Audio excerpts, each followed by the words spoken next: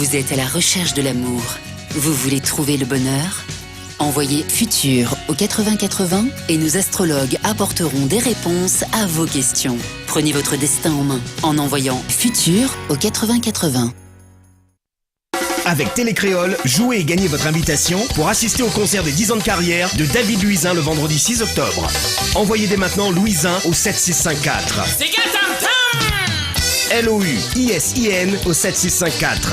Et tentez de gagner votre place pour le concert 10 ans de carrière de David Louisin, vendredi 6 octobre à la salle Georges Brassens des Avirons. MSOI, 0,65 centimes par SMS, 3 SMS max.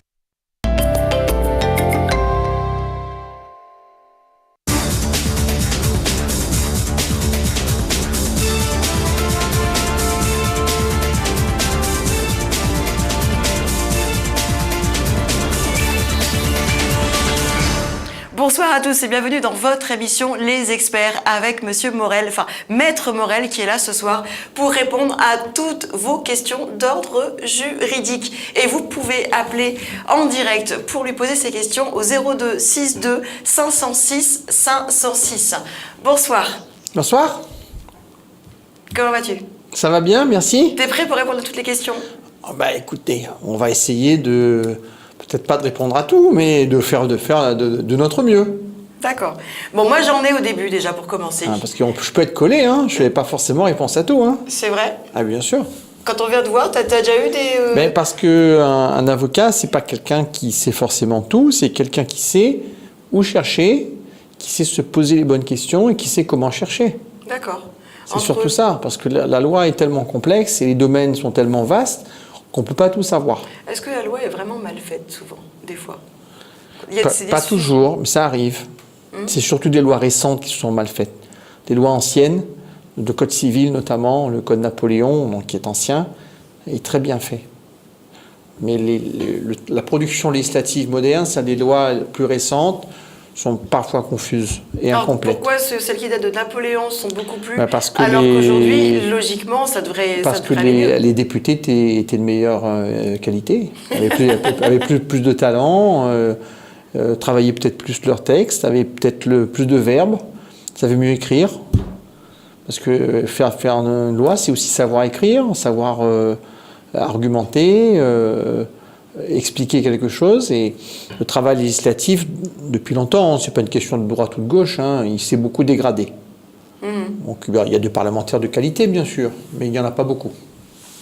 Alors j'ai une question. Souvent, moi ça m'est arrivé, le contrat verbal, quand on serre la main, il m'a dit ça, etc. Et je voulais savoir quelle valeur juridique ça a, en fait, s'il n'y a qu'un contrat verbal. Alors ça n'a aucune valeur. Ça marche tant qu'il n'y a pas de problème. Et si on est entre deux personnes, je dirais, loyales, honnêtes, respectueuses de la parole donnée, mais comme chacun le sait, les écrits restent, mais les paroles s'envolent. Donc ça veut dire que même si on s'entend bien, quand on passe un contrat, quel qu'il soit, hein, qu'il s'agisse d'une reconnaissance de dette, d'un bail, d'un travail pour construire un mur ou une prestation de service, il vaut mieux faire un écrit, parce que le jour où ça se dégrade, comment le juge va faire pour savoir qui dit vrai? Il n'en saura rien. Si pendant des années, une personne a pu profiter de ce contrat verbal et qu'en face, il décide de non, mais vrai, des années après, il y a quand même les années qui comptent, non? C'est vrai, mais vous allez beaucoup plus ramer, pour parler clair, pour accumuler des témoignages en disant « mais oui, tous les soirs à 18h, je suis chez lui pour prendre les repas et les livrer, et voilà mes relevés de compte, combien il me payait, et d'ailleurs je vais vous livrer les témoignages des clients », que si vous avez un contrat qui dit « voilà, moi mon travail c'est livrer des repas, ça fait 10 ans que je le fais, et je suis payé à tant par repas, et cette fois-ci je n'ai pas été payé ». Vous voyez, un contrat, il a quand même l'avantage de sécuriser la relation juridique, de l'inscrire, si ce n'est dans le marbre, du moins sur le papier. Moi, les choses sont claires. Il n'y a pas de loup. D'accord. Voilà, donc il vaut mieux écrire les choses. Ok, donc l'écrit obligatoire si on ne veut pas avoir de soucis. En tout cas, fortement conseillé. D'accord. Puis vous savez, c'est pas écrit forcément sur la tête des gens. Est-ce qu'ils sont corrects ou est-ce qu'ils ne le sont pas? On a eu un appel. Allô, oui? Oui, bonsoir. Bonsoir. Bonsoir. Oui, c'est pour poser une question. Allez-y, on vous écoute, madame. Allô? Oui, allô? On vous écoute, posez votre question. Oui, au fait, c'est pour savoir si, comme au fait, j'ai beaucoup de dettes à payer. Alors, est-ce qu'il y a moyen, madame, que vous baissiez votre télé? Qu'est-ce que c'est télé la télé? Et vous allez nous entendre au téléphone, automatiquement. Oui, je baisse tout de suite, madame. Merci. Allô? Oui, allô? Alors, vas-y, allez-y, posez votre question. Oui, ma question est, au fait, comme j'ai beaucoup de dettes à payer en ce moment, est-ce que ça serait possible pour moi de payer tout en même temps, en fait? C'est-à-dire? En fait, j'ai des dettes à payer. Mhm. Des trucs juridiques, que ce soit juridique, que ce soit personnel aussi. Et c'est pour savoir si je vais arriver à tout régler en un seul coup, en gros. Mais je comprends pas trop votre question, parce que pour payer d'un coup, il faut pouvoir. Pour pouvoir, il faut soit gagner au loto, soit gagner au tiercé, soit que quelqu'un vous fasse un prêt, ou une banque, ou un parent. Mais comment vous voulez payer tout d'un coup si vous me dites vous-même que vous êtes embêté? Je comprends pas trop la question.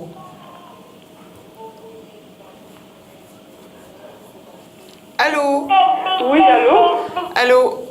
Comment voulez-vous payer Puisque déjà, toutes vos dettes? déjà peu par peu, au diamant elle est difficile de payer, là au diamant on veut payer tout d'un coup. Mais il comprend pas trop la question. Non, bah, elle a raccroché, on l'a perdu. Oui, en fait, j'ai pas saisi Non, le sens moi de la non plus. question. Alors, Comment- bien sûr, quand ça peut arriver à tout le monde d'avoir des difficultés financières, il faut étaler. Alors, comment ça se passe Hein, vraiment? donc, Quand on vit beaucoup dans de une crédit, société de crédit. Quand on a beaucoup de crédit, On vit dans une société où plus rien n'est payé comptant et où, dans les cabinets d'avocats, quand on fait un divorce, la majorité des cabinets acceptent que les honoraires se soient payés sur En plusieurs plusieurs mois. fois. Bon, je donne cet exemple, mais je suis sûr que c'est pareil quand vous faites des travaux importants chez un dentiste et que ça coûte cher. Bah, le dentiste, il va vous proposer plusieurs chèques, etc., etc. Il en va de même pour les entreprises qui construisent dans le bâtiment. Bref, on vit dans une société du crédit. Alors, il ne faut pas trop s'endetter, parce qu'après, c'est compliqué. comment ça se passe quand Hein on s'est trop endetté et que finalement, Ah ben, à un moment, comment ça se bloque? passe? Si à un moment donné, si vous avez un petit peu de retard, ça va, la banque généralement joue à peu près le jeu.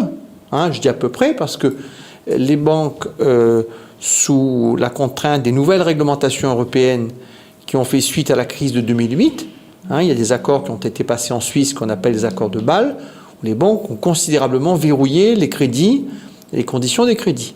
Bon, ça c'est la première Avec des chose. taux de La surendettement. deuxième chose, c'est qu'à La Réunion, les banques ne jouent pas leur rôle. Les petites entreprises ne réussissent pas à avoir un découvert, par exemple, de quelques milliers d'euros pour travailler. Et c'est compliqué quand il faut payer tout, la marchandise par exemple, comptant. Quant aux particuliers, on sait très bien qu'ils passent des crédits à la consommation, avec des taux souvent élevés, mais il ne faut pas qu'il y en ait trop. Et il n'y a pas, à l'heure actuelle, pour le moment, d'interconnexion. Donc, Entre les maisons donc de on ne sait pas crédit. trop où on en On est. va- Hein, voilà, donc c'est pour ça que le crédit, on peut, je dirais, s'en sortir, mais jusqu'à un certain niveau. On va en reparler juste après. Voilà. On a un appel. Allô, oui? Bonsoir? Allô? Allô, oui, bonsoir? Oui, bonsoir. Bonsoir. On vous écoute, posez votre question. Oui, je voulais savoir concernant des locataires. Par exemple, on a un bail Oui. et le bail est terminé. Après avoir envoyé avec un accusé réception de plus de 6 mois, et les personnes ne paient pas. Ils ne quittent pas les lieux. Et depuis 2015, ils sont dans le loyer, quoi. Et ils ne veulent pas payer. On les a appelés à la maison de médiation. Et comme c'est une vieille personne qui handicape, on peut très difficilement qui se déplace. On voulait savoir qu'est-ce qu'il faut faire. Alors, madame, si j'ai bien compris, vous êtes bailleur. La maison est à vous. C'est ça. Bon. C'est une vieille personne âgée de 79 ans. Non, mais qui est propriétaire? C'est vous qui êtes propriétaire de la maison ou c'est... Je suis la fille chez qui elle habite. D'accord, donc vous avez des liens avec cette dame qui a une maison, d'accord, et qui a un locataire, et qui ne veut pas quitter les lieux et qui de surcroît ne paye pas le loyer. C'est bien ça? Voilà, depuis 2015, oui. Bon, alors, dans quelle situation vous êtes? Vous êtes dans la situation où le contrat de bail n'est pas respecté. Alors, les locataires sont relativement protégés en France, c'est comme ça, mais quand même, tout a des limites. Il existe des procédures. Si le loyer n'est pas payé depuis longtemps, il faut aller voir un avocat qui va procéder en 2 temps. D'abord par un huissier pour faire une mise en demeure de payer les loyers en retard, d'accord? Et dans la mesure où le commandement de payer n'a pas de suite, c'est-à-dire dans la mesure où la personne n'acquitte pas les sommes qui sont dues, eh bien on va aller devant le tribunal d'instance du lieu où vous êtes, hein. Il y a 4 tribunaux d'instance à La Réunion, 4 points cardinaux, pour obtenir la rupture, la résiliation du bail, c'est-à-dire en fait l'annulation du contrat, puis dans un second temps, l'expulsion de la personne qui occupe les lieux. Alors ça se fait pas en quelques semaines, ça prend quelques mois. Hein, mais si vous avez un avocat qui fait bien son travail, un huissier qui est diligent, en principe, ça aboutit. D'accord. Comme c'est une vieille personne, donc c'est... Non, mais qui est la vieille personne? Là, tout à l'heure, j'ai cru comprendre que la propriétaire était une vieille personne, mais la locataire aussi? Non, ce sont des jeunes. On est Ah, là, bon, d'accord, c'est des jeunes, à plus forte raison. Donc, il n'y a pas de difficulté majeure. Ce qui peut retarder votre procédure, c'est la période cyclonique. Hein, c'est-à-dire que c'est l'équivalent de la période hivernale en métropole. Entre le mois de novembre environ et le mois d'avril, on ne peut pas faire des expulsions. On pouvait avancer de votre procédure, mais on ne peut pas procéder à des expulsions. D'accord, même si on a fait la demande avec accusé-réception, Non, mais à l'avance, là, on n'en est plus là. Là, c'est plus une demande avec accusé-réception qu'il faut faire. C'est délivrer des actes d'huissier qui sont rédigés par un avocat. Là, il faut bien que vous preniez conscience qu'il faut prendre un cabinet d'avocats pour vous défendre. D'accord, donc là, il faut voir un huissier, faire constater... Il faut voir un avocat, il va s'occuper de tout. C'est l'avocat qui va gérer l'huissier, qui va gérer tout. D'accord. Vous voyez? Alors, si la personne, vraiment, elle a des revenus très faibles, cette vieille dame, Oui. hein, elle pourra demander l'aide judiciaire pour payer l'avocat et pour l'huissier. D'accord. D'accord? C'est bon, mais comme ça dure depuis 2015, donc pour nous, c'est... Oui, mais là, vous êtes passé par une phase de médiation qui vous a certainement fait perdre du temps. La médiation, ça marche quand vous avez des gens qui sont l'un et l'autre de bonne foi. Mais quand d'un côté, vous avez un nègre fin qui dit peu importe, il va rester là des années, il ne vous paiera rien. Voilà, parce qu'actuellement, ils ont même ouvert un garage. Oui. D'accord, sans l'avis de la vieille personne, quoi, sans avoir... Mais c'est pour ça que je vous dis que manifestement, manifestement, c'est pas des gens qui sont ponctuellement embêtés et qui disent bon voilà, on va partir au plus vite, donnez-nous quelques mois. Hein, mais si ça fait 2 ans et si en plus bon, c'est des jeunes donc ils peuvent travailler, donc c'est pas des gens qui m'apparaissent, hein, a priori, comme étant vraiment de très bonne foi. Voilà. Vous voyez? Même devant la maison de médiation, ils ont dit qu'ils vont pas partir, quoi. Eh bien, vous voyez, c'est pour ça que ça me gêne un peu. Quelqu'un qui dit, écoutez, je suis embêté, j'ai réellement du retard, donnez-moi un délai pour partir, hein, ça m'apparaît plus raisonnable que quelqu'un qui reste là des années et qui vous dit, je ne partirai pas. Donc, raison de plus pour voir un avocat pour mettre sur pied une procédure. D'accord, c'est bon. D'accord? D'accord, je ferai le nécessaire. Voilà. Au revoir, madame. Au revoir. Merci beaucoup. On va prendre un nouvel appel. Allô, oui? Oui, bonsoir. Bonsoir. Je vous appelle pour une question, s'il vous plaît. Allez-y, on vous écoute. Alors, en fait, j'ai mon père qui est locataire d'un logement à peu près de 5 mois. Et du coup, je voudrais savoir si c'est normal que le propriétaire lui demande de payer taxe ordure poubelle. D'accord. Bon, alors, sachez, madame, que la taxe, comme vous dites poubelle, c'est la taxe d'enlèvement des ordures ménagères. Oui. D'accord? Et cette taxe, elle est exigible, elle doit être payée par tout locataire ou par tout propriétaire. Celui qui habite, en fait, c'est lié à la taxe d'habitation. Donc, votre papa, il est entré quand dans les lieux?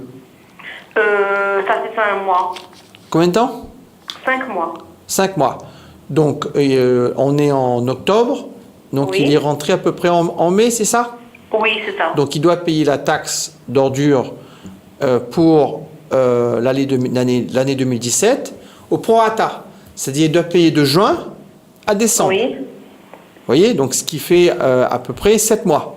Donc, il va payer les 7 douzièmes de la taxe des ordures ménagères de toute l'année 2017, puisqu'il est resté 7 mois sur 12. Donc il va payer une partie. Hein, et ça, c'est normal. D'accord. Et l'année prochaine, par contre, s'il reste sur place, il aura toute la taxe des ordures ménagères à payer pour l'année 2018. Pour s'assurer que le montant que le propriétaire vous réclame est exact, il faut demander la copie de la feuille d'impôt. Parce que vous avez une ligne marquée taxe d'habitation, hein, et taxe d'enlèvement des ordures ménagères, qu'on appelle en abrégé TEOM. Donc vous êtes en droit d'exiger du propriétaire qu'il vous donne une photocopie, hein, de la taxe pour bien s'assurer que le montant est exact. D'accord. Bien sûr, il n'aura pas acquitté la taxe pour la partie début de l'année où il n'était pas là. Hein, janvier, février, mars, avril, à peu près mai. Vous voyez, si vous me dites que s'il est rentré à peu près au milieu de l'année. Oui. Est-ce que j'ai été clair? Oui, merci. Mais je vous en prie, madame. Merci Bonne soirée. beaucoup. Merci, bonne soirée. Bonne soirée à vous.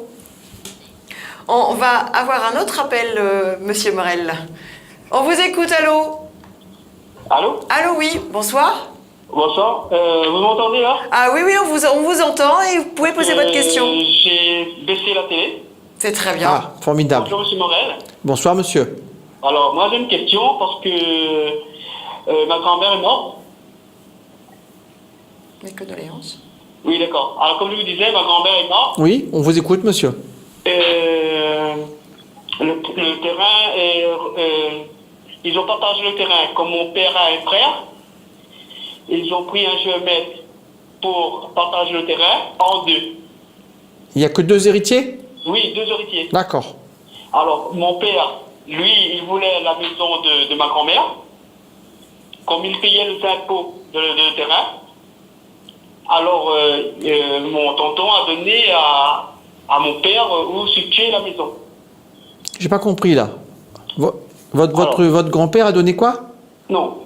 La maison de ma grand-mère. Oui, votre grand-mère, pardon. Revenue, à mon papa, alors. Oui. Et c'est-à-dire... Le terrain a été partagé par un géomètre. Oui, d'accord, le terrain a été partagé en 2, puisque vous êtes 2 héritiers, donc il y a 2 lots, ça je comprends. Oui. Et il y a un des 2 lots bâtis, et l'autre pas, c'est ça? Oui, et l'autre n'est pas bâti. D'accord, très bien. Comme mon tonton disait que mon père, lui, payait les impôts, lui n'a pas aidé à payer les impôts. D'accord. Voilà. Donc mon tonton, là, moi je suis, quand on partage le terrain, je suis sur la part de mon tonton. La question que vous posez, c'est quoi, monsieur? D'abord, est-ce que votre grand-mère, elle a fait un testament en disant, voilà, telle partie du terrain avec la maison ira, par exemple, à votre papa, et l'autre partie du terrain ira à son frère. Est-ce qu'elle a écrit ça quelque part ou pas? Non, non, non. Donc il n'y a pas de testament. Subitement. Hein. Alors, s'il n'y a pas de testament, oui, mais vous savez, il y a des gens qui sont organisés et qui, même par rapport à la mort, ils prévoient tout, et ils font un testament, et qui peut être fait et ne pas être utilisé pendant des dizaines d'années, mais qui veulent organiser, je dirais, ce qui se passera après. Bon, manifestement, ça n'a pas été le cas, en plus. Donc, si vous... Attendez, je vous explique. S'il n'y a pas de testament, la règle, c'est quoi? C'est que chacun doit avoir un lot de même valeur. Oui, oui, oui. Alors, s'il y a une maison qui est construite, qui occupe une des 2 parcelles, forcément, ça a plus de valeur que l'autre lot qui est un terrain nu. Vous êtes d'accord avec moi? Oui, oui, bon. voilà, oui. Donc, qu'est-ce qui se passe? En principe, s'il y a un accord entre les 2 frères, oui, oui, voilà, celui qui récupère la parcelle bâtie va verser à son frère qui récupère que la parcelle nue une récompense qui correspond, si vous voulez, au différentiel en argent finalement. Oui, oui, voilà. Oui, oui. Pour que les parts s'équilibrent entre les 2 frères. Et ça, c'est calculé par le notaire. Oui, oui. Et moi, j'ai une question importante, s'il vous plaît. Oui. Alors, comme ma maison, il y a 25 ans, je suis sur ce terrain de ma grand-mère. D'accord, parce que vous aussi, vous êtes sur ce terrain. Alors, il y a votre papa, mais vous aussi. Parce que mon papa m'a donné un plan pour faire une petite maison dessus, quoi. D'accord. Ben là, alors, la maison, quand ils ont partagé chez un notaire, ma maison, il tombe maintenant sur le part de mon tonton, mais pas chez mon papa. Alors, votre papa, en droit, il ne pouvait pas vous donner un bien qui ne lui appartenait pas encore. Parce que votre grand-mère était encore vivante. Vous venez de me dire qu'elle est morte subitement. Oui, oui. Et que donc, les biens étaient encore sous le nom de la mamie. Oui, Et voilà. donc, Oui, il ne oui. pouvait pas donner un terrain qu'il était encore sous le nom de la mamie. Oui, oui. Donc, Mais- il vous a autorisé à faire une case dessus, mais ça pose Oui. problème. Ça pose problème parce que ça veut dire qu'avant de liquider la succession de la grand-mère, Oui, oui. il a déjà occupé, soit par lui-même, et en plus, en vous laissant occuper un bout de terrain. Donc Oui, là, il voilà. faut trouver un accord amiable Non, avec mais votre maintenant- tonton Oui. pour que vous rachetiez avec lui le bout de terrain que vous occupez. Non, à mon tonton, maintenant, mon tonton, lui, est décédé.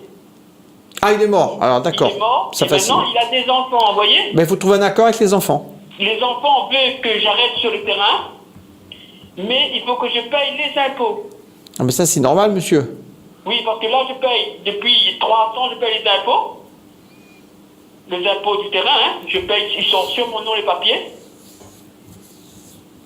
Vous comprenez, là? Mais ça, c'est normal. Parce que Oui. si vous êtes sur un terrain, Oui. surtout si vous rachetez le terrain Oui. qui appartient donc à vos cousins, si j'ai bien compris, Oui. hein, c'est-à-dire les enfants de votre tonton qui maintenant est mort, n'est plus là. Oui. Oui. Donc c'est normal que si vous reprenez à votre compte ce bout de terrain, Oui, oui. que vous payez et la taxe d'habitation et la taxe foncière. Sur la partie Oui. que vous occupez, hein, pas Je plus. paye les deux depuis 3 ans. Pardon? Je paye le taxe d'habitation, le impôt de terre, Voilà. il y a 3 ans, quoi. Mais c'est normal. Oui, et par exemple, si un jour, eux, ils décident de vendre le terrain à une autre personne. Ah ben, c'est pour ça qu'il faut régulariser votre situation, monsieur. Il faut proposer à vos cousins Oui. d'acheter le terrain. D'accord. Ben, bien sûr. Autrement, vous serez toujours dans une situation précaire et vous êtes à la merci qu'un jour ou l'autre, ils vendent le terrain à quelqu'un d'autre qui va vous expulser, bien sûr. Et l'argent d'impôt que je ne veux plus récupérer. Non, mais les impôts, vous embêtez pas avec ça. Là, le gros problème, c'est le terrain. Ah, d'accord. D'accord? Là, il faut voir un notaire. Oui, oui. Il faut réussir, si vous êtes en bon terme avec vos cousins, à amener vos cousins chez le notaire Oui, oui. pour faire un rendez-vous de travail. Mhm. Hein, et pour que vous rachetiez le bout de parcelle que vous occupez à vos cousins. Ah, d'accord. Mais bien Ok. sûr, il faut que Oui. ça soit à votre nom. D'accord. Voilà, comme ça c'est à vous, vous pouvez vivre dessus jusqu'à la fin de vos jours et puis céder à vos enfants. Si vous ne le faites D'accord. pas, vous ne serez jamais chez vous. Jamais. D'accord. Ok, monsieur. Voilà. Merci, monsieur Mais je Morel. vous en prie, bonne soirée. Au revoir, Merci monsieur. beaucoup. Prochain appel, on vous écoute, allô? Allô, oui, bonjour. Allô, oui, bonjour, Bonsoir. on vous écoute. Oui, bonjour, je te poser une question, s'il vous plaît. Allez-y, on vous écoute, monsieur. Oui, c'est pour un niveau d'un terrain, s'il vous plaît. Donc, on a un terrain. Un terrain, par exemple, quand on n'a pas de DAC, ça s'appelle comment un terrain qui n'a pas de prioritaire, s'il vous plaît? J'ai pas compris. Un terrain qui a pas de... Comment prioritaire? Il n'y a pas de... Il n'y a personne, alors.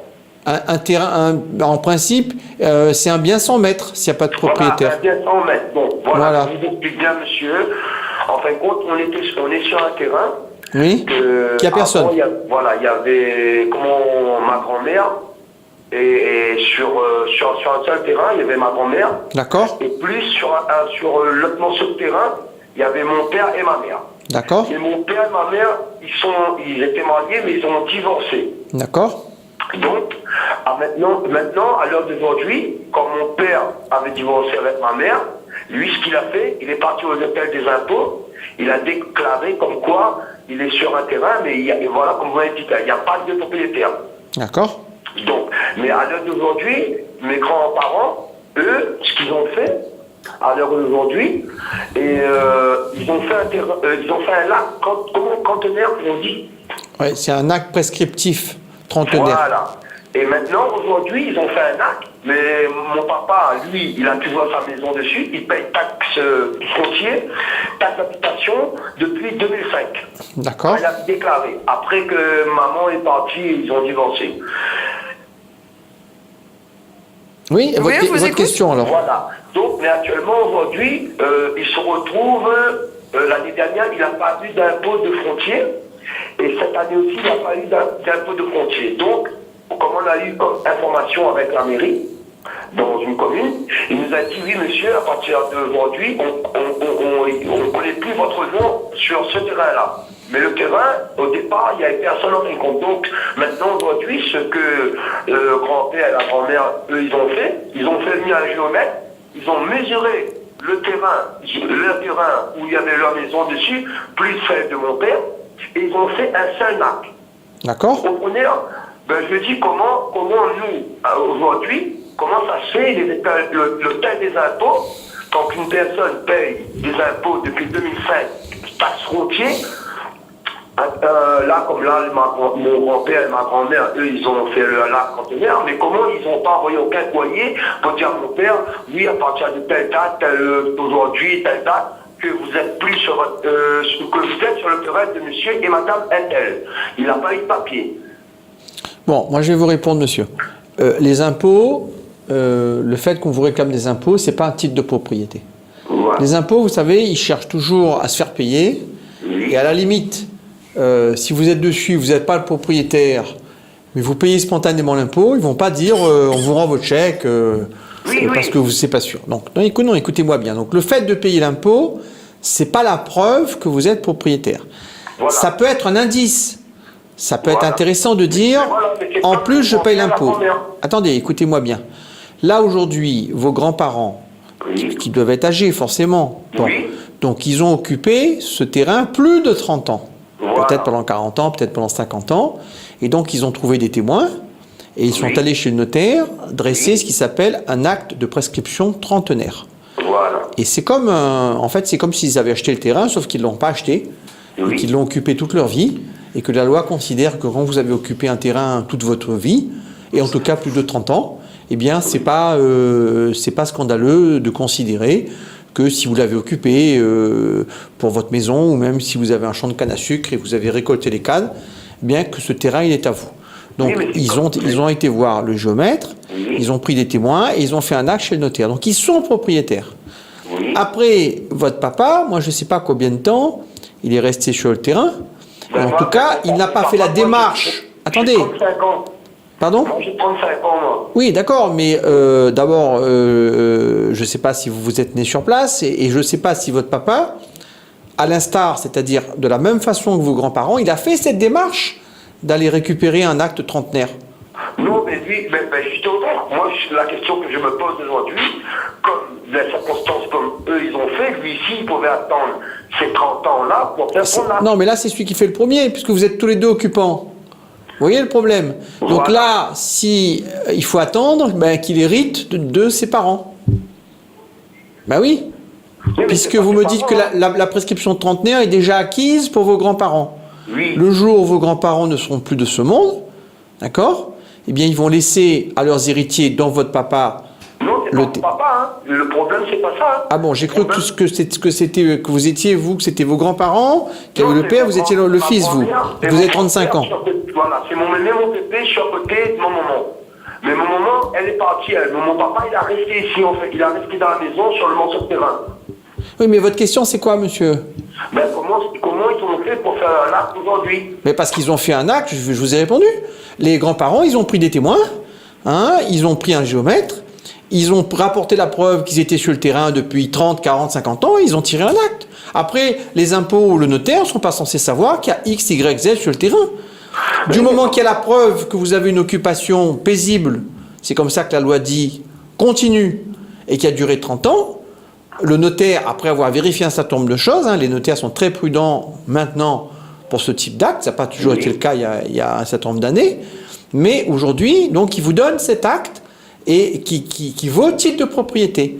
Mais après, le notaire, il n'est pas censé savoir qui c'est qui, si en plus des grands-parents, il y a d'autres personnes sur le terrain, vous voyez?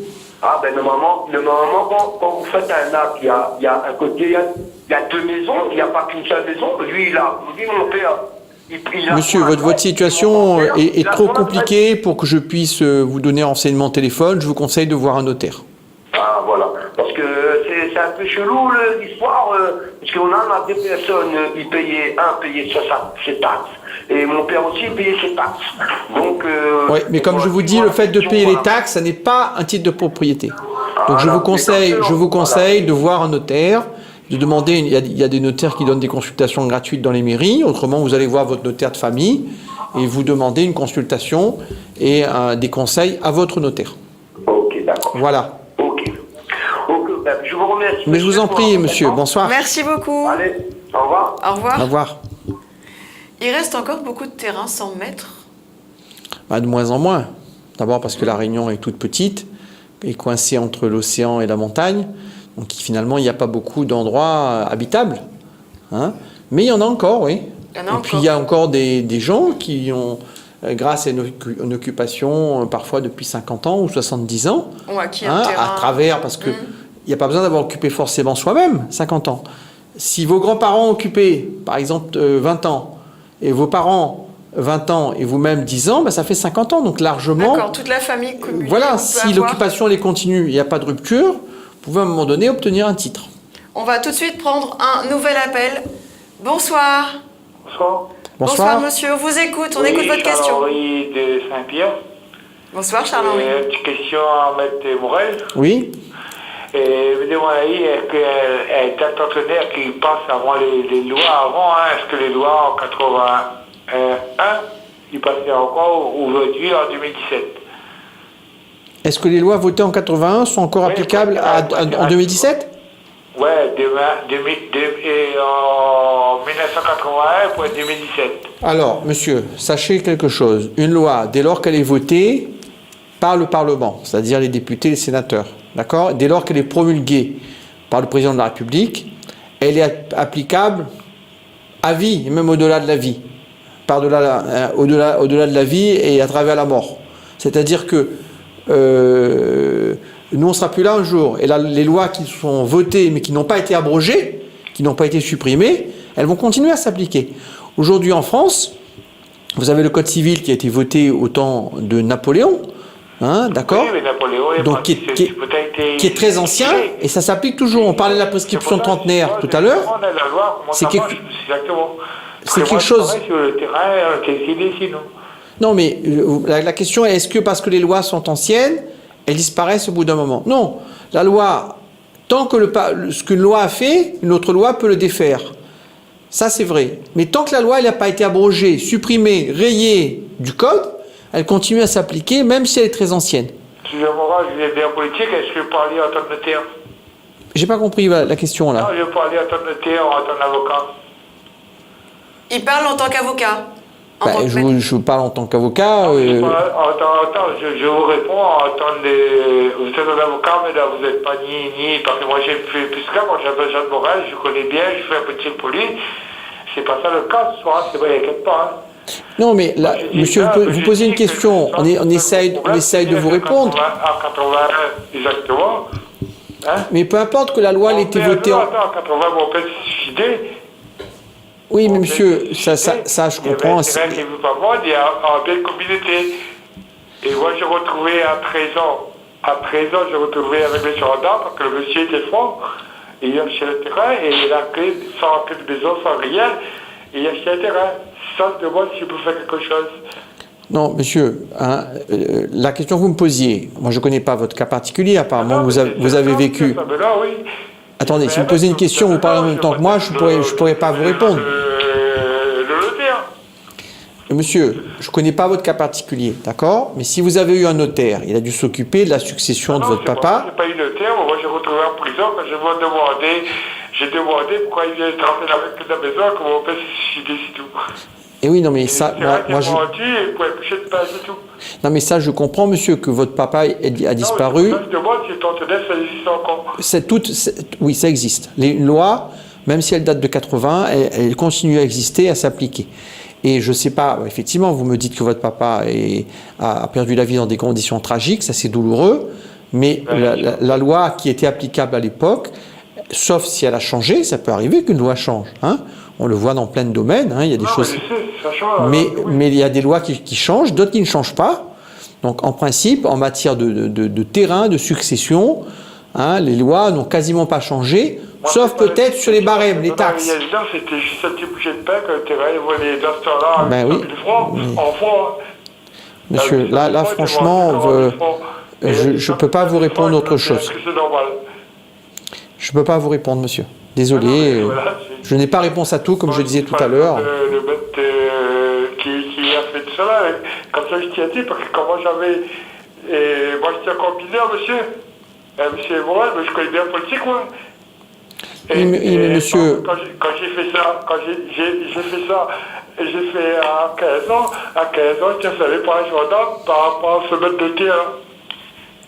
Non, mais monsieur, je comprends, mais qu'est-ce que vous voulez que je vous dise? Vous me posez une question sur la loi. Je vous dis, la loi, elle ne change pas au fil des années, sauf si elle est modifiée, si elle est abrogée. Après, il a dit, après, j'ai fait signer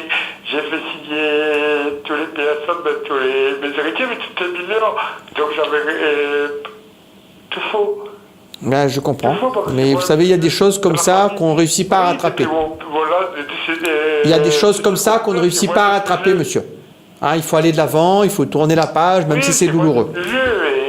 Voilà. Et après, chez tout le monde, et après, j'étais en plus embêté avec la loi que pour un terrain. Et alors un terrain de communauté, la salade, et moitié égal avec les enfants et tout. Voilà, je sais pas, moi, tout comme ça. En 80, bien sûr, 81, bien sûr. Ça me demande, monsieur, c'est ça ma question, c'est tout. Voilà, ben, je pense que j'ai répondu, hein, malheureusement. On vous remercie, monsieur. Bon courage, monsieur. Bon courage, vraiment bon courage. Merci, mais je voulais des renseignements si en plus. Mais je vous ai répondu, monsieur. Je vous ai dit que la loi ne change pas. La loi ne peut pas changer, monsieur. Voilà, la loi ne change pas. Et si vous voulez des renseignements, vous voyez un notaire, parce que tout ce qui est succession, terrain, c'est les notaires. Et quel notaire, le notaire qui est chez le terrain? Ah, ben le notaire que... peu importe. Le notaire va faire fusionner Vous pouvez prendre un notaire, sur les pages jaunes dans l'annuaire. Il t'a pas eu le notaire, il va faire prisonnier. Il va faire garde à vue à gendarmerie à 15 ans, alors que c'est pas dit voler, rien, alors tu fais quoi? Donc, comme on dit, on va passer à un autre appel. Il a essayé de vous répondre. La partie un peu partout, en France et tout, l'affaire, il demande les personnes qu'il fait, et c'est moi qui ai fait les plaintes. On vous remercie, monsieur. Merci beaucoup. Bonsoir, monsieur. Bon courage à vous. Et bon courage à vous. Merci, bonne soirée. On va passer à un autre appel tout de suite. Allô? Oui, bonsoir. Oui, bonsoir. Bonsoir, on madame. vous écoute. Oui, c'est pour avoir un renseignement, s'il vous plaît. Dites-nous. Oui, c'est pour ma maman, elle avait un terrain et elle a partagé, elle m'a donné sa maison. Et j'ai fait une rénovation dessus et mon frère l'a construit juste à côté. Mais le compteur de l'eau, le compteur d'électricité, c'est dans ma maison et le compteur de l'eau est sur son terrain. Mais je voudrais savoir si je peux enlever le compteur ou bien j'ai pas le droit d'enlever parce que il a rangé la maison et il a rien mis. Alors, à qui sont les terrains, madame? J'ai pas bien compris. C'est un terrain... Le terrain, c'était à ma maman, mais comme elle a partagé... Bon, donc donné. vous avez... Attendez, vous avez un titre à votre nom, sur votre partie à vous. J'ai mon lac. Bon, et votre frère, il a un acte à son nom sur sa partie à lui? Non, il n'a pas de lac, lui. Bon, alors d'accord, donc ça, déjà, c'est pas normal. S'il le fait pas, il aura des soucis un jour. Mais enfin, à la limite, c'est pas votre problème. Bon, chacun doit avoir son compteur d'eau et son compteur d'électricité. Donc, il vous appartient... Moi, comme c'est ma maman qui m'a donné ça, Eh oui, mais bon, maison. peu importe. Il vous appartient de faire les démarches auprès de l'EDF pour l'électricité, auprès de l'organisme qui s'occupe de l'eau. Hein, il y en a plusieurs à La Réunion, on sait très bien, c'est pas les mêmes selon les villes. Hein, pour que, à vos frais, vous fassiez installer votre compteur d'eau chez vous. D'accord. Eh oui, parce qu'autrement, c'est source de problème. Oui. Hein, comment, hein, chacun son chacun. Dans notre cas, vous devez avoir ou de compteur de courant ou de compteur de l'eau. D'accord. Mais parce que le compteur de l'eau, comme il est sur son terrain, il ne veut pas que... Ah ben, raison de plus pour d'urgence, demandez à Veolia ou je ne sais pas comment, quelle est la société qui distribue l'eau potable sur votre secteur, hein, de faire d'installer un compteur d'eau chez vous pour votre consommation.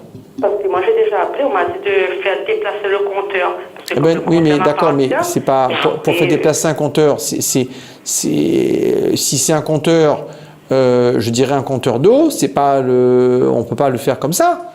Hein, il faut que ça soit la société, le fermier, comme on dit, qui vous distribue l'eau, qui se charge de bouger le compteur. Oui, c'est ça, c'est lui qui m'a dit, il peut venir. Mais voilà, mais c'est ce qu'il faut faire. Mais c'est exactement ce qu'il faut faire. Mais c'est mon frère qui veut pas que je touche. Alors, si il faut voir si le fermier ne peut pas faire sans entrer chez votre frère, d'accord? Et si vraiment il y a un blocage de votre frère, il faut obtenir une attestation du fermier qui est venu en disant que votre frère ne veut pas laisser entrer. Il faut une procédure judiciaire, voir un avocat pour l'obliger, s'il faut rentrer chez lui pour faire les travaux, pour que le fermier puisse faire son travail tranquillement. D'accord. Mais il vous faut la preuve qu'il s'est opposé. Oui. Donc ça peut être des témoins, ça peut être une attestation du fermier qui dit voilà, on n'a pas pu changer le compteur d'eau de la dame parce que monsieur X s'est opposé. D'accord. Hein? Ok. Voilà ce qu'il faut faire. Mais moi, je vous conseille de régler ce problème. Vous savez, dans la vie, il faut que les choses soient claires. Il faut que vous ayez votre titre de propriété, il faut que vous ayez votre compteur d'eau, votre compteur de courant. Voilà, comme ça, vous êtes tranquille et vous embêtez personne et personne ne vous embête. Mais ça, c'est sûr. Voilà. Mais ok, mais merci beaucoup. Mais je vous en prie, madame. Au revoir. Bon courage. Merci beaucoup, bonne soirée. Prochain appel, allô? Allô? Allô, oui, bonsoir, on vous écoute, madame. Bonsoir. Bonsoir, madame. Bonsoir. Voilà, On vous écoute. je peux parler? Oui, oui, allez-y, bien on sûr. écoute votre question. Allez-y. Non, parce que je me à la télé, mais moi, je suis mal moral quand même. Non, non, pas du tout. Ah, mi cause pas, mi écoute. On vous écoute. Ah, écoutez-moi. Ouais. Bon, voilà, moi, j'ai une petite question à poser monsieur Maître Morel. C'est pas pour moi, hein, c'est pour mon frère. Oui. Écoutez-moi là. Oui, oui, on vous écoute. Bon, maintenant, un frère, il vit sur... comment vous dire ça? Nous avons 5 frères. Mais mon frère là, mon frère, il est finiment, il a acheté un terrain avec sa affaire. Après, il a vendu un monsieur. Je ne dis pas le nom, je ne cite pas le nom. Hein. Il a vendu un monsieur. Mais,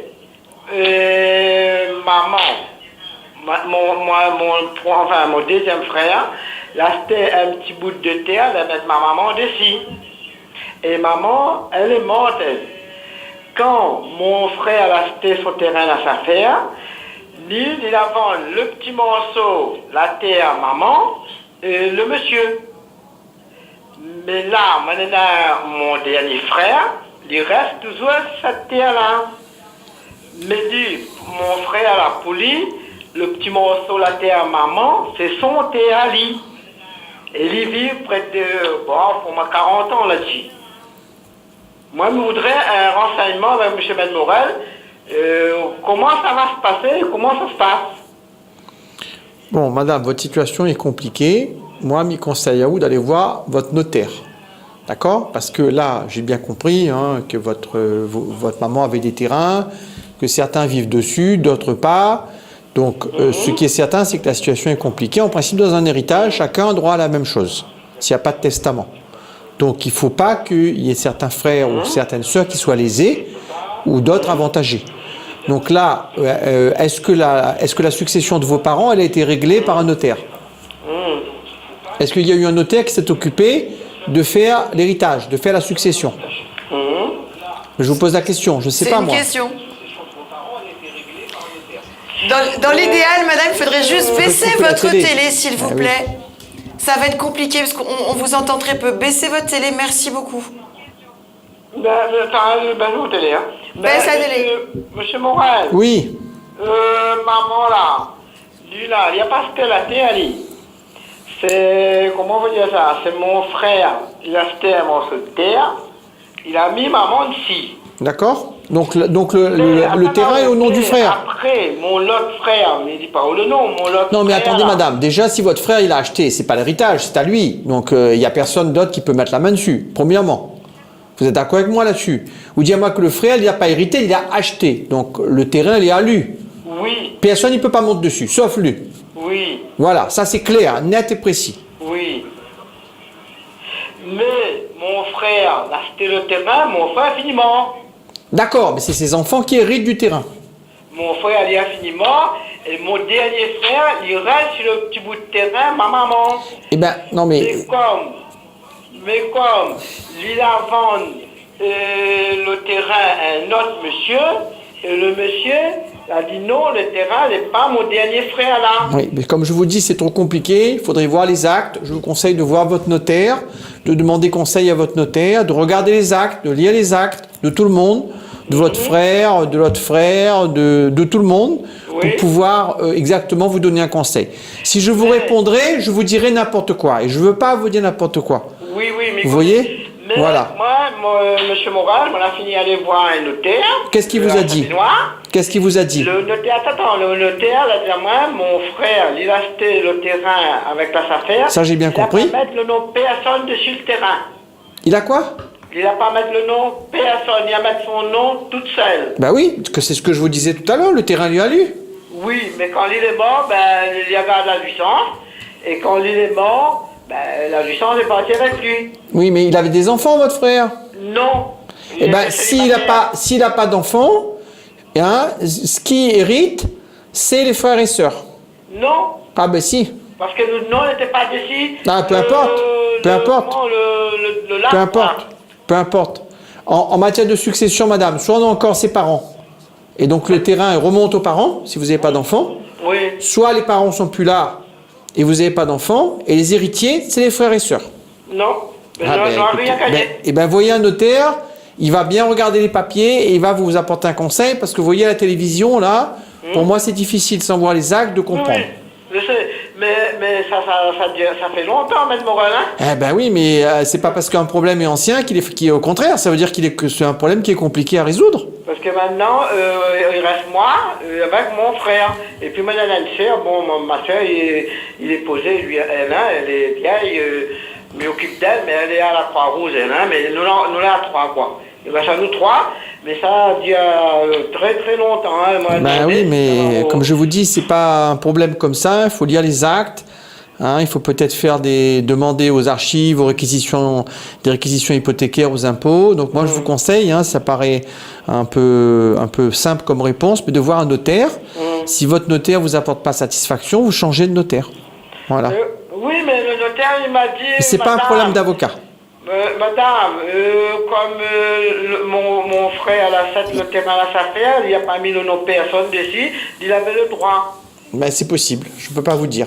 Voilà, désolé. Il avait le droit et de ne pas donner à nous quelque chose, quoi. Ben, c'est possible, ce qui est possible. Mais oui, mais mon frère reste toujours sur le morceau de terre et le monsieur a acheté la terre, il veut mettre mon frère dehors. Oui, mais comme je vous dis, je ne pourrais pas vous répondre à la télévision. Hein, je ne sais pas. Après 50 ans, il y a la satire. Je ne sais pas. Eh bien, il faut qu'il se défende, il faut qu'il fasse valoir ses droits, qu'il aille voir un avocat éventuellement, mais avec les papiers pour travailler dessus. D'accord. Voilà. Bon, ben merci. Merci madame, bonne désolé soirée. de ne pas avoir pu mieux vous répondre. Merci beaucoup, le petit renseignement. Et puis je vais voilà, désolé de ne pas avoir pu être plus précis, mais sans voir les documents, c'est difficile. Oui, bien sûr. Moi, je vois pas à la télé, là, il demande toujours un petit renseignement. Oui, vous avez bien raison, madame. Bien sûr, il faut parler, quoi. Merci, bonne soirée surtout. Merci beaucoup. Au revoir. Allô? Allô, oui, bonsoir. Oui, bonsoir, Maître Morel, bonsoir, Madame l'animatrice. Bonsoir, Merci. madame. Alors, moi, j'ai besoin d'un petit coup de pouce pour un petit problème que nous rencontrons, ma soeur et moi. Donc, à la mort de notre maman en 2002, donc on est allé chez le notaire pour faire la succession. Et donc, pour le problème de la maison, tout ça s'est réglé. J'ai racheté sa part, il n'y a pas de problème. Et dans cette succession, il y avait aussi 2 petites parcelles boisées, mais vraiment petites parcelles, qui venaient du côté de notre papa, qui lui était décédé en 1986. Donc, comme nous on habitait loin, moi à l'île de la Réunion et ma sœur à l'étranger, donc on a donné procuration au notaire si elle trouvait acquéreur pour les 2 petites parcelles de bois et on a signé une procuration chacune. Donc on a bien eu l'acte de vente sur la maison, enfin tout a été réglé, plus cette fameuse procuration dont elle nous a remis copie. Donc ça c'était en 2004. En 2004. Alors après, depuis, les parcelles de bois, elles sont restées, on n'a pas trop fait un compte, comme on dit ici avec, depuis, vu la petite superficie et le petit montant qu'on pouvait en tirer. On a laissé un peu de côté. Et puis là, ces derniers temps, on a repensé à ça avec ma sœur, on a dit, tiens, ça serait peut-être bien quand même qu'on sache quoi en faire. Donc, comme on n'a pas retrouvé de documents de titre de propriété, on avait demandé au notaire donc, de s'en occuper et il ne nous avait pas transmis de documents. Donc, ce que j'ai fait, moi, j'ai recontacté la mairie de la commune dans laquelle étaient situées ces petites parcelles de bois pour avoir les plans du cadastre déjà. Et la mairie m'a répondu que ces parcelles de bois, c'est la mairie en fait qui les avait achetées en 2006. D'accord. Et on n'était pas au courant. D'accord. C'est-à-dire que le notaire, entre-temps, ne nous en a pas informé. Oui. Il ne nous a pas contacté pour le prix de vente pour savoir si on était d'accord sur le prix. D'accord. On n'a pas eu donc l'acte de vente non plus. D'accord. Et on n'a pas non plus touché d'argent. D'accord. Donc, ce que j'ai fait, moi, j'ai recontacté le notaire qui m'a retransmis une copie de l'acte de vente. Donc, sachant qu'entre-temps, ce notaire-là a cessé son activité, mais l'étude a été reprise. Oui. Et donc, les archives, on a réussi à les récupérer. Bien sûr. Ils nous ont transmis une copie donc, de l'acte de vente. Et donc je leur ai dit, c'est très bien d'avoir tous les documents, donc on a bien donné une procuration, ok, mais on n'a jamais été d'accord sur le prix, et puis on n'a jamais touché non plus de pécule. Donc elle fait un petit pécule, c'est pas pour le montant, mais enfin bon. Et Quand même. elle nous a dit qu'elle allait se renseigner auprès de la commune, donc de la mairie. Et en fait, ça a dû certainement être la trésorerie, je pense, dans ces cas-là, qui fait le règlement, c'est ça? Ça passe par la trésorerie, c'est ça, si je me trompe pas? Oui, c'est le payeur municipal qui, Oui, qui a dû régler entre les mains du notaire le prix. Et le notaire a dû mettre l'argent sur son compte client, en principe. Le notaire a dit qu'il ne retrouve pas trace des... Ah, là, il y a un problème, madame. Oui, il y a un problème. Donc, ce que j'ai fait, j'ai recontacté l'ordre des notaires donc de métropole, donc afférent là-bas à la commune. Et ils nous ont dit que c'était à l'étude. Et bon, comme ça traînait un petit peu, il y a eu la période des vacances et tout. Donc là, je les ai relancés et ils nous ont dit que ça avait été transmis au syndic des notaires. Et qu'il fallait attendre, qu'ils étaient en train de faire des recherches. Alors, bon, je pense que théoriquement, ils doivent nous rendre une réponse, peu importe laquelle, mais normalement, ils sont obligés de nous rendre une réponse. Mais bon, déjà, je voulais savoir combien de temps ça pouvait prendre. Et puis, s'ils ne retrouvent pas trace de l'argent, qu'est-ce qu'on peut considérer cette vente pas très très licite, Alors, dans la mesure où on a donné procuration au notaire, mais bon, on n'était pas au courant du prix, on n'a pas donné d'accord sur le prix, on n'a pas eu l'acte de vente et on n'a pas eu l'argent.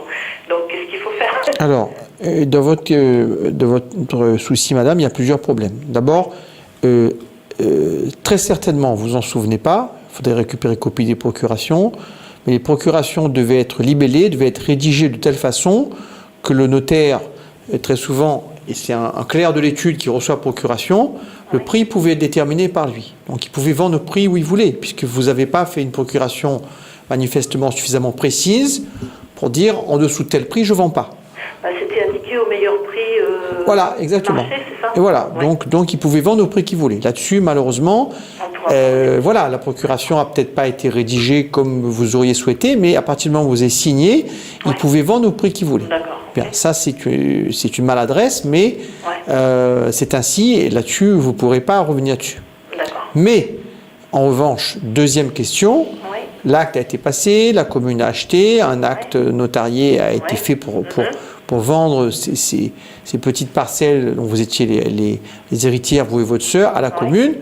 Le prix de vente, il a évidemment été payé par la commune, entre les mains du notaire qui a dû enregistrer ce prix dans sa comptabilité. Alors c'était marqué, excusez-moi de vous couper la parole, c'était marqué sur l'acte de vente que la mairie en ferait le règlement auprès de la trésorerie. Oui, non mais d'accord, mais d'une façon ou d'une autre, c'est le notaire qui récupère l'argent. Le notaire, il a dans sa comptabilité ce qui s'appelle un compte client, d'accord, oui, c'est ce que où il dépose l'argent qui ne lui appartient pas. Attendez, laissez-moi finir, écoutez bien. Il y a ses honoraires, il y a les taxes sur ses repassages, toujours, et puis il y a un compte où il met l'argent qui n'est pas à lui. Et là, c'est pas à lui, les bois, ils ne sont pas à lui, en attendant de payer. Donc tous les notaires de France, ils ont un compte client, et d'ailleurs c'est très surveillé par la Chambre des notaires et par le parquet, et par le procureur de la République, parce que si vous prélevez des sommes qui ne vous appartiennent pas sur ce compte, c'est un détournement de fonds. Et pour un notaire, un détournement de fonds, c'est la cour d'assises, pour vous dire comment c'est grave. Donc à ce stade-là, pour être concret, pour être pratique, ce que je vous conseille de faire, apparemment il y a une démarche qui a déjà été faite, c'est saisir la chambre départementale des notaires. Oui, c'est ce que j'ai fait. Voilà, mais moi je vous conseille maintenant, si ça n'avance pas, de saisir le procureur de la République du tribunal de grande instance, qui est le plus proche de l'endroit où ça s'est passé. Je ne sais pas dans quel département ça s'est passé, il faut regarder la préfecture, la sous-préfecture la plus proche, où il y a un tribunal de grande instance, et écrire au procureur de la République en disant voilà, vous racontez, vous joignez les pièces, en disant aujourd'hui cet argent on ne le retrouve plus. Donc je dépose, peut-être pas employer le mot de plainte pour le moment, mais je dépose une réclamation entre les mains du procureur, parce qu'il faut savoir que les parquets, ils ont un droit de regard sur le fonctionnement des professions réglementées telles que les avocats et les notaires. Et quand ça se passe pas bien, ils peuvent venir demander des comptes. C'est pas forcément que le notaire a volé l'argent, mais c'est que il y a un souci puisque manifestement ces fonds ils vous ont pas été rendus, représentés. Alors Vous voyez? Donc voilà ce qu'il faut cette démarche parce que ça me semble indispensable. Et si vraiment, à mon avis, hein, si le procureur de l'endroit du tribunal où vous écrivez est diligent, c'est un magistrat sérieux, croyez-moi que quand le procureur de la République interroge un notaire, il répond rapidement. D'accord? Il dit voilà, effectivement, on a oublié l'argent, voilà, on envoie un chèque. Ça risque d'aller plus vite que si c'est une démarche que moi j'ai en entreprise et qui traîne un petit peu actuellement. Voilà, il faut faire conjointement chambre des notaires, parquet. Et dernière chose, si vraiment vous voyez que ça n'aboutit pas, il faut prendre un avocat qui va faire une sommation, tout simplement, ça coûte pas cher. Donc une mise en demeure au notaire de vous payer. Vous connaissez le montant de ces sommes? Vous avez copie de l'acte, c'est précisé? Alors, ça doit être autour de 1 500 €. Voilà, donc pour le moment, n'engagez pas plus de frais. Donc un avocat peut faire une sommation, hein, et d'ailleurs même un avocat d'ici, hein, peut faire une sommation au notaire en question de vous payer. Même si ça a été repris actuellement, si c'est plus la même étude, enfin je veux dire... Non mais peu importe, parce que comme vous le soulignez, vous l'indiquiez tout à l'heure très justement dans votre propos préliminaire, un notaire, quand il s'en va, il cède son étude. Oui. Et le notaire donc, qui arrive, alors bien sûr, c'est pas lui qui est responsable. Il va pas aller en prison si c'est le vendeur d'études qui a fait une bêtise. Mais par contre, il y a des assurances et il doit, en principe, s'il y a un souci, vous faire régler. D'accord? D'accord. Mais alors, bon, admettons... On va vous demander rapidement, on a encore un appel et c'est le dernier, s'il vous plaît. Oui, Merci. alors admettons que on arrive donc à récupérer cet argent, donc depuis 2006 qu'on n'a pas eu, est-ce qu'on est en mesure de demander des dommages et intérêts pour... parce que cet argent, il a dû travailler, comme on dit. Oui, mais enfin, les comptes des notaires sont déposés généralement à la Caisse des dépôts, les intérêts sont très faibles. Ouais. Donc à mon avis, vous aurez du mal. Si c'était une très grosse somme, vous auriez pu faire un procès, on dit voilà, le notaire a fait une erreur. Bien sûr, oui, mais... Vous demandez au taux du marché, je sais pas moi, 100 000 € placés ne serait-ce que sur un livret de caisse d'épargne. Je vais rajouter des zéros. Vous voyez, mais malheureusement pour 1 500 €, ça ne vaudra pas le coup, madame. Oui, c'est ce que je pensais. Mais donc, il faut quand même que j'aille jusqu'au bout de la démarche. Voilà. Pour même savoir Écrivez au parquet. ce qu'il en est devenu. D'accord. Dans l'idéal. En tout cas, on vous remercie, madame. Excusez-moi, vous m'avez bien dit que je peux passer par un avocat de la Réunion. Si c'est pour faire un courrier, oui. Hein. Après, je ne sais pas quelle efficacité ça aura, mais oui, même un avocat de la Réunion peut faire le courrier, tout à fait. D'accord, ok. Bon, je vous remercie. Merci. Je vous en prie. Merci beaucoup. Bonne Bonne soirée à madame. vous. Au revoir, madame. On va passer tout de suite au dernier appel. Allô? Allô? Allô, oui, madame, on vous écoute. Bonsoir. Bonsoir. Bonsoir, madame. Pour une question pour monsieur Maître Morel. Oui. C'est pour un acte enregistré, mais pas publié. Bonsoir. Bonsoir, Oui, on vous on écoute. vous On écoute. écoute votre question, madame. Oui, c'est quoi un acte enregistré mais pas publié? Ben là, il faudrait demander à celui qui a passé l'acte. Qui a fait l'acte? C'est un notaire? C'est là que c'était un notaire qui est décédé. Oui. Il a remis tous ses anciens actes à monsieur... comment ça? Le notaire de Saint-Benoît, là. Au successeur, à celui qui a repris l'étude. Monsieur Tazar. D'accord. Ben, il faut demander à celui qui a repris l'étude comment faire pour régulariser la situation. Ça veut dire que l'acte, je pense, a été signé dans son étude à l'époque. Hein, Oui. mais ensuite, au moment... Parce qu'il faut savoir que les actes immobiliers, hein, quand vous achetez une maison, c'est publié dans un registre spécial tenu par l'État, Oui. en l'occurrence tenu par les impôts, qui s'appelle le registre de la publicité foncière. Oui. Et ça permet, si vous voulez, de rendre opposable à tout le monde le fait que vous avez acheté une maison pour tel prix, à tel endroit, avec telle superficie. Oui. Si ça n'a pas été fait, c'est peut-être pas trop tard pour le faire. D'accord. Mais il faut voir avec le notaire. Donc, si vous me dites que votre notaire il est mort, mais il y a quelqu'un qui a repris l'étude, Oui. il faut voir avec le repreneur et lui demander conseil pour qu'il règle le problème, madame. Ah, d'accord. Et pour le titre de propriété ou le relevé de propriété, c'est le notaire toujours? Alors, quand ça sera publié à la publicité foncière, effectivement, il doit vous donner le titre et les références de publication. Ah, d'accord. Parce qu'il faut savoir que la propriété en France, hein, il y a ce registre qui concentre, si vous voulez, tous les... avec des plans, hein, il y a le cadastre, mais également un titre de propriété, c'est publié et l'État garde tout. Ça permet, si un jour on veut vous voler votre terrain, de dire non seulement c'était passé chez un notaire, mais l'État a gardé une copie dans le registre de publicité foncière. D'accord. Donc c'est pour ça que la publicité foncière, hein, c'est un peu technique, hein, mais c'est essentiel. Quand on achète une case, l'État il garde un exemplaire, c'est même pas une copie, d'ailleurs il garde un original de l'acte. Ah. Et d'ailleurs il prend des droits dessus au passage. Hein. Oui, oui, Donc oui. peut-être que ça vous obligera à payer quelques taxes. Merci. Ah, d'accord. Voilà. Merci, madame. Donc, il faut nous renseigner au notaire. Oui, voilà, vraiment. Tout ce qui est achat-vente de biens, c'est le notaire.